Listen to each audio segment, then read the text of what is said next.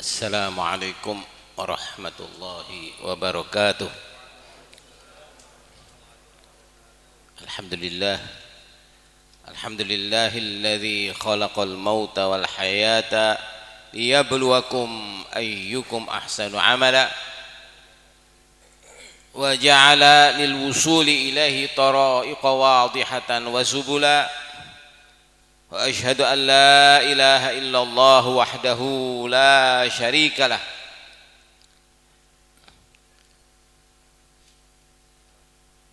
wa ashhadu an la ilaha illallah wahdahu la syarika lah syahadatan narju biha aliyal jinani nuzula. Wa ashhadu anna sayyidana wa maulana wa habibana wa qurrata a'yunina Muhammadan abduhu wa rasuluh afdalul khaliqati wa ahsanuhum wa atqahum wa azhaduhum wa ahsanuhum muthula.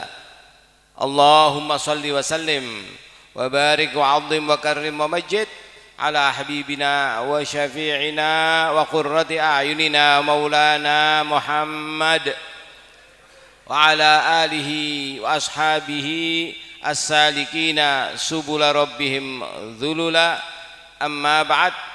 Ma'asyiral habaib wal ulama wal hadirin wal hadirat rahimakumullah, para habaib, alim ulama serta para hadirin yang dimuliakan oleh Allah Subhanahu wa taala.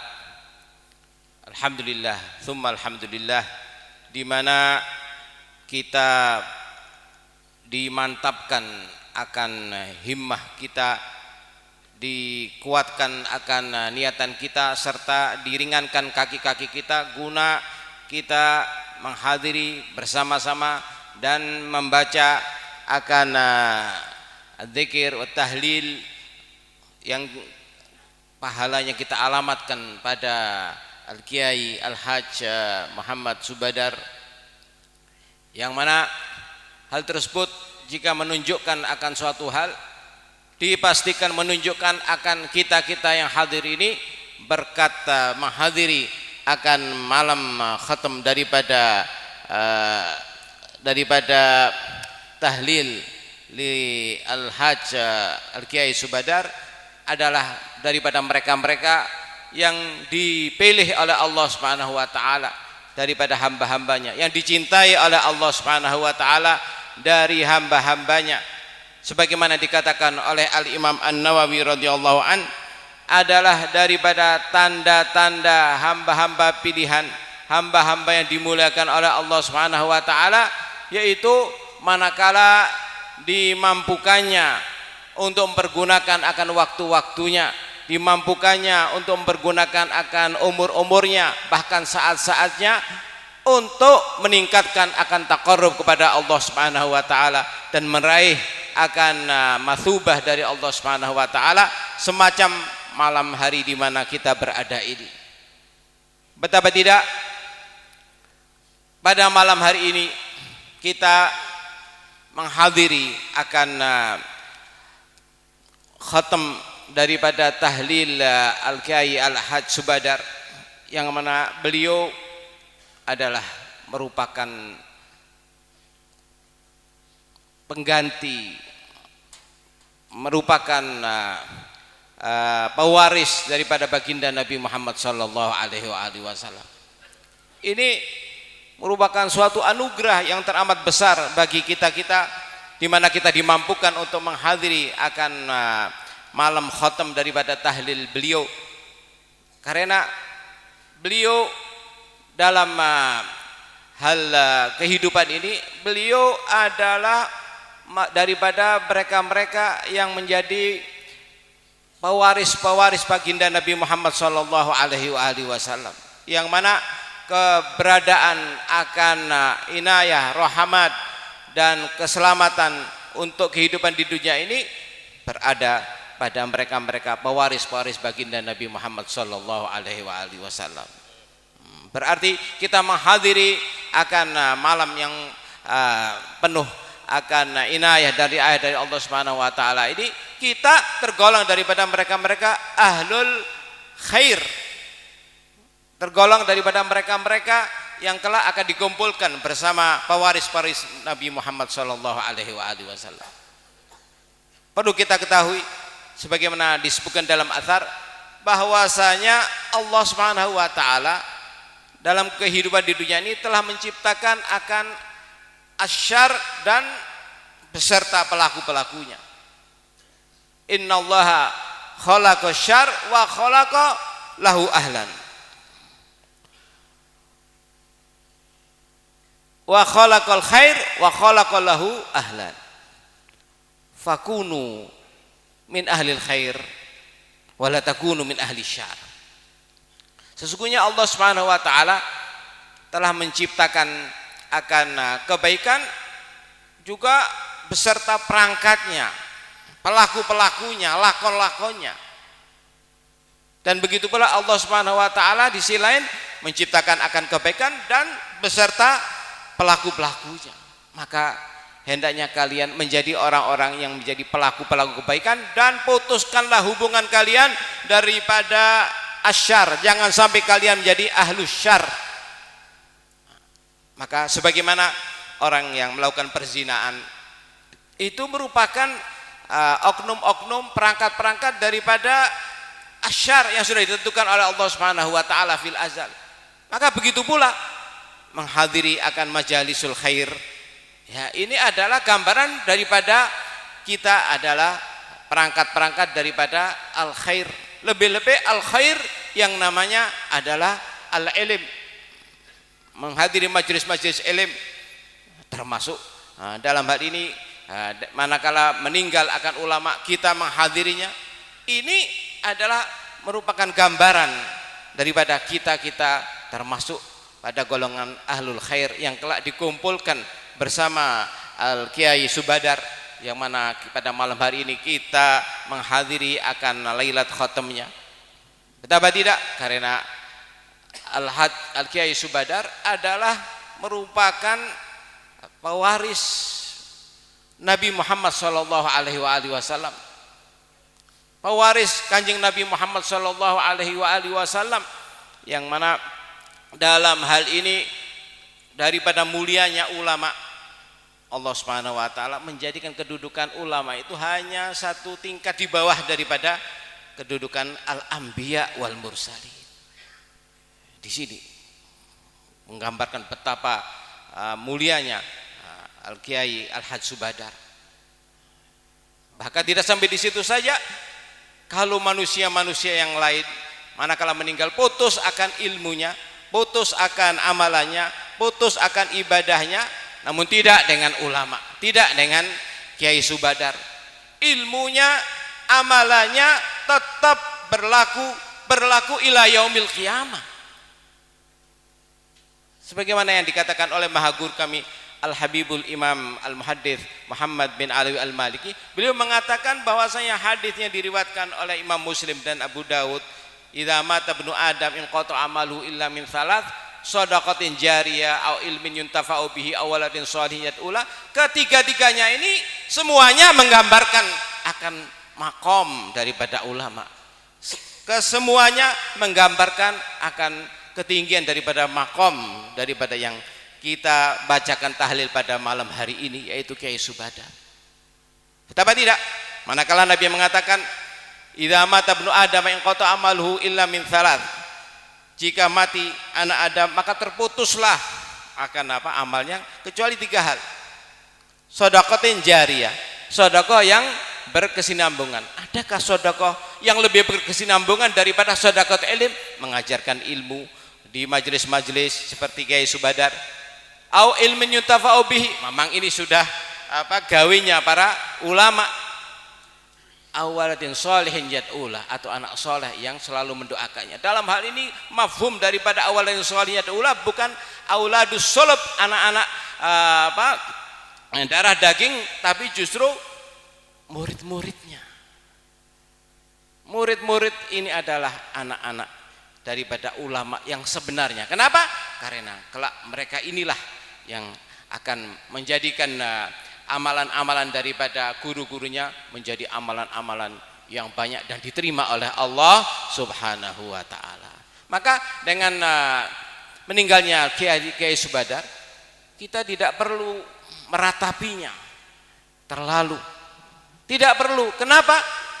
Karena jaminan dari Nabi bahwa beliau tidak mati, beliau hidup, beliau ada pada kita. Lebih-lebih anak-anaknya, keponakannya, meneruskannya.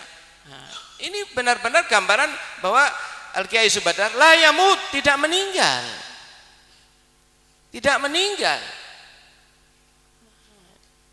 Justru yang meninggalkan kita hanya badannya saja, tapi hakikatnya beliau ada di sekeliling kita. Apalagi dengan adanya pondok beliau yang berdiri tegak, dengan adanya murid-muridnya, dengan adanya anak-anaknya, beliau ada,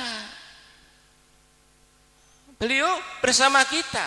Namun permasalahannya, apakah kita manakala berjumpa dengan beliau, kita mengembirakan beliau dengan mengamalkan akan ilmunya?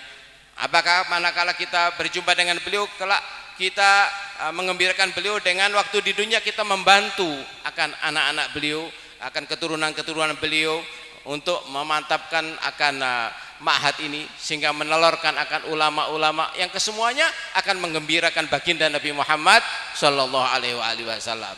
Semua yang mengembirakan Nabi Muhammad sallallahu alaihi wasallam otomatis akan mengembirakan para pewaris-pewarisnya, termasuk Kiai Subadar. Ini yang harus kita mantapkan, ini yang harus kita lakukan. Lebih-lebih kita harus menyadari ma'asyiral hadirin wal hadirat, bahwasanya umur-umur kita sebagai umat Nabi Muhammad sallallahu alaihi wasallam di dunia ini hanya 60 tahun, hanya 70 tahun. Dalam hadis disebutkan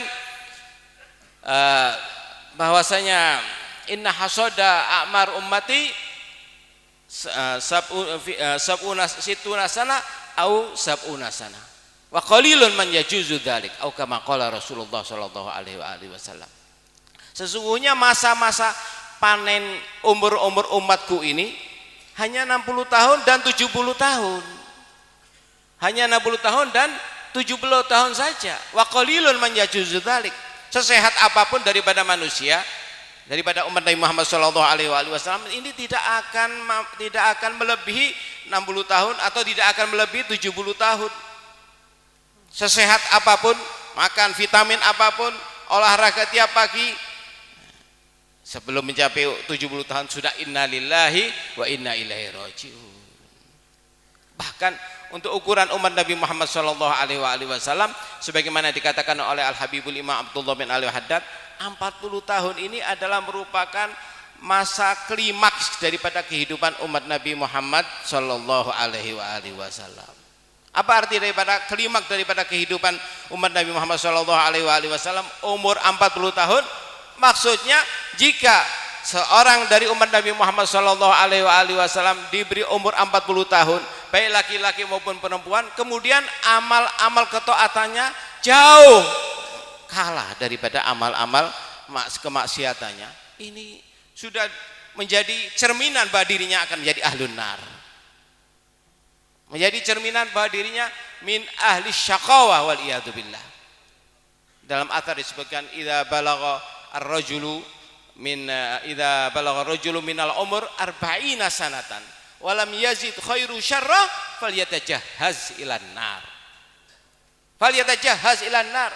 Jika seseorang dari umat Nabi Muhammad sallallahu alaihi wasallam, baik laki-laki maupun perempuan, dipanjangkan umurnya mencapai 40 tahun, namun manakala ditimbang akan amal-amal kebaikannya dan amal-amal keburukannya, justru amal-amal keburukannya jauh lebih besar, lebih dominan daripada amalannya dalam kehidupannya. Maka tidak perlu menunggu sampai matinya untuk diketahui apakah matinya su'ul khatimah atau husnul khatimah. Tidak perlu, cukup dengan umur 40 tahun tadi dapat dijadikan cerminan bahwa dirinya matinya dalam keadaan su'ul khatimah. Bahkan dalam athar yang lain, iblis perlu mendatangkan anak buahnya manakala seseorang idza balagha rajul minal umur arba'ina sanatan walam yazid khairu syarrah yamsahu syaitanu wajha wa yaqul bi abi wajah la yuflih, fi riwayatin bi abi wajah syaqi. Jika seseorang daripada umatku dianugerahi umur 40 tahun namun amal-amal kemungkarannya justru mengalahkan akan amalan-amalannya dalam kehidupannya, itu perlu iblis datang membawa anak buahnya untuk mengucapkan selamat. Kenapa? Karena dijadikannya bagian daripada anak buahnya. Seraya mengusap wajahnya dan menoleh pada anak buahnya mengatakan, ketahuilah, muka semacam ini muka yang tidak selamat. Dalam riwayat yang lain, muka yang demikian ini adalah muka orang yang syaqi, binasa wal iyadu billah. Di sini kita harus menyadarkan diri kita bahwasanya umur 40 tahun ini merupakan penentu. Maka kita diingatkan oleh Sayyidina Imam Abdul Wahab Asy-Sya'rani, jika seseorang telah mencapai umur 40 tahun wajib berpegangan pada lima poin ini. Wajib mengingat selalu dalam kehidupannya akan 5 poin ini.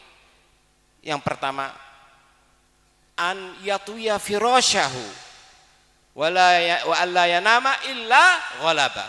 Jika kita sudah mencapai umur 40 tahun, kita tidak boleh mudah-mudah tidur, istirahat. Kita harus mengikat kuat-kuat akan firash, tempat tidur kita. Tidak ada lagi akan waktu masa untuk kita bersenang-senang atau istirahat. Ini 40 tahun. Dan yang kedua, wa an yahsuba anna kulla dzarratin ba'da bulughi arba'ina sanatan ta'dilu mi'ata amin qabla dzalik. Kalau kita sudah mencapai umur 40 tahun plus 1 menit, kita harus menghargakan 1 menit ini sama dengan 100 tahun sebelum kita mencapai umur 40 tahun.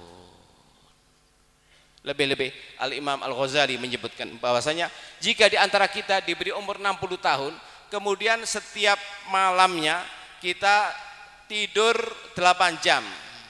Tidur malam 8 jam itu diistilahkan tidur wajib. Maka walaupun dalam KTP kita umur kita 60 tahun, hakikatnya umur kita hanya 40 tahun. Hanya 40 tahun. Sementara yang sepertiga ini habis untuk tidur. Sementara setiap detik hisab wa hisab wa hisab. Lebih-lebih lagi kalau di waktu pagi kita tidur, di waktu siang kita tidur, di waktu sore setelah asar kita tidur. Ini paling-paling daripada umur-umur kita yang kita pergunakan untuk ibadah hanya 15 tahun. Hanya 15 tahun. Itu pun belum tentu diterima oleh Allah Subhanahu wa taala. Dan yang ketiga yaitu wa an ya'taqida annahu musafirun ilallah.